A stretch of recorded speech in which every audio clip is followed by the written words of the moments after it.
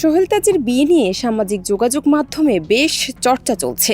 বলা হচ্ছে বঙ্গতাজের ৫৫ বছর বয়সী ছেলে সোহেল তাজ ৭টি বিয়ে করেছেন। ২৯ ডিসেম্বর থেকে বিষয়টি নিয়ে চর্চা শুরু হয়। শাহনাজ পারভীন শিমুর হাতে আংটি পরিয়ে বাগদান সম্পন্ন করেন তিনি, যা সামাজিক যোগাযোগ মাধ্যমে ভাইরাল হয়। অনেকেই বলতে থাকেন এটি সোহেল তাজের ৭ম বিয়ে। তাদের দাবি, সোহেল তাজের প্রথম বউ ছিলেন কঙ্কা করিম। বিয়ে টিকেছিল ২০ বছর। কঙ্কা করিম সোহেল তাজের ৬ বছরের বড় ছিলেন। ১৭ বছর বয়সে ২৩ বছরের কঙ্কা করিমকে বিয়ে করেছিলেন তিনি। এভাবে ৭ বউয়ের পরিচয় প্রকাশ করা হয়।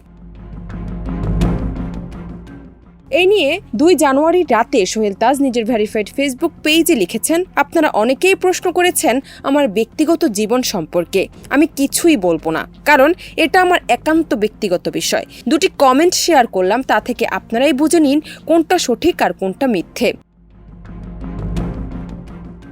পোস্টে সোহেল তাজ আওয়ামী লীগের দৃষ্টি আকর্ষণ করে বলেন, আওয়ামী লীগের ব্রেন ওয়াস্ট, নষ্ট পচা নীতি, আদর্শ বিচ্যুত লুটেরা, খুনি, হত্যা, গুম, নির্যাতনকারীদের সমর্থক সকলকে বলবো অনতিবিলম্বে আমার এই ফেসবুক পেজটি আনফলো করতে। আর অনুরোধ থাকবে নিজের বিবেককে জাগিয়ে আত্ম উপলব্ধি, আত্মসমালোচনা করে অনুশোচনা করা।